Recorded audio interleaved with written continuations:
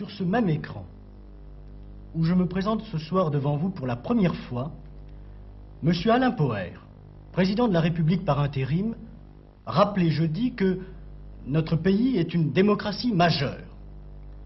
Or, il est une règle fondamentale de toute démocratie que la majorité décide des choix importants. Il semble bien qu'en France, depuis quelque temps, nous soyons dans une démocratie, si nous y sommes, qui méconnaît cette règle fondamentale. Et je n'en prendrai pour preuve que 3 exemples. Le premier concerne l'opinion des Français face aux structures de l'entreprise. Dans un sondage réalisé par la Sofres en 1972, 54% des personnes interrogées se sont déclarées favorables à ce que les représentants élus du personnel déterminent le niveau des salaires. Et 59% ont estimé de même pour les conditions de travail dans l'entreprise. Une majorité de Français s'est donc prononcée à l'évidence en faveur d'une participation réelle des travailleurs à la prise des décisions qui les concernent. Pourtant, depuis lors, en dépit de l'expression de cette majorité, les structures de l'entreprise n'ont pas été modifiées. Et on a même préféré répondre à cette aspiration d'une majorité de Français par une phrase sans réplique, souvenez-vous, « Lip, c'est fini ».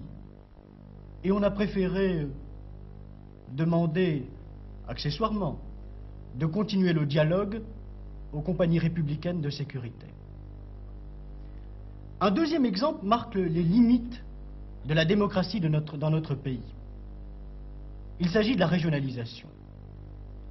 Un sondage Sofres encore, tout récent, indique que 68% des Français sont partisans de l'élection au suffrage universel direct d'une assemblée régionale.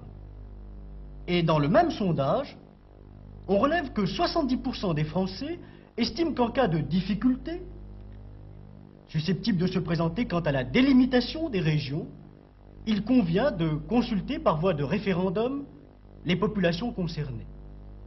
Une nette majorité de Français s'est donc prononcée en faveur de régions autonomes, disposant de pouvoirs réels, de ressources propres.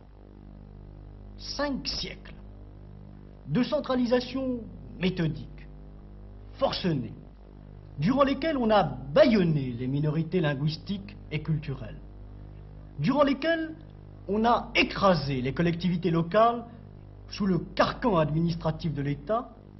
5 siècles de centralisation méthodique ne sont donc pas parvenus à mettre un terme à l'expression des diversités régionales. En dépit de ce sondage, depuis lors, les structures de l'État, figées depuis le XVIIIe siècle, n'ont pas été modifiées. On s'est borné à mettre en place des régions artificiellement, technocratiquement découpées, ne disposant d'aucune institution représentative et n'ayant pour toute ressource, quelle dérision, que les taxes sur les permis de conduire et sur les cartes grises. Troisième exemple, celui de l'Europe. On a organisé en novembre 1973, dans l'ensemble des États de la Communauté européenne, un vaste sondage. En France, 57% des Français interrogés ont souhaité une évolution vers la formation politique des États-Unis d'Europe. Et 51% ont souhaité que le Parlement européen soit élu au suffrage universel direct. Une nouvelle fois, une majorité de Français s'est donc prononcée pour la création d'une Europe réellement unie et populaire, dotée d'un gouvernement européen, contrôlé par un Parlement élu démocratiquement.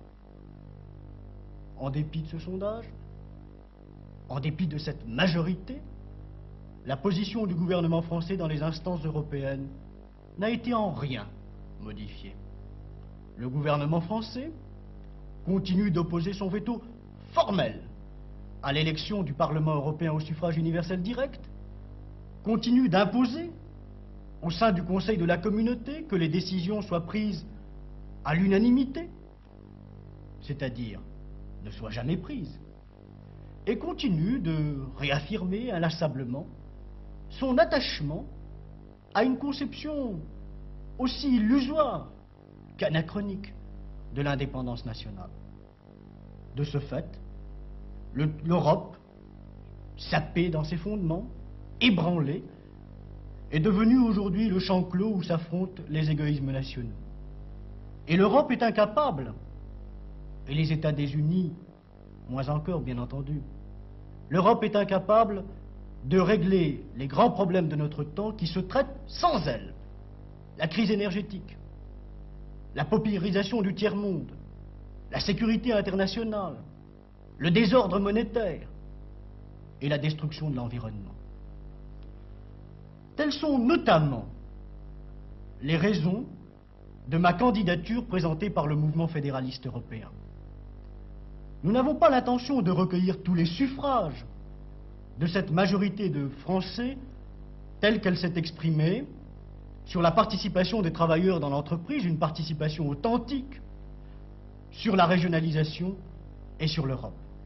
Mais nous voulons faire entendre la voix de cette majorité de Français et imposer aux candidats des partis politiques traditionnels, qu'ils soient au pouvoir ou souhaitent y accéder, de ne plus escamoter ces problèmes. Le mouvement fédéraliste européen veut en même temps présenter, et je le ferai pendant la campagne, son projet global de société, un projet forgé par 30 ans de réflexion et d'action.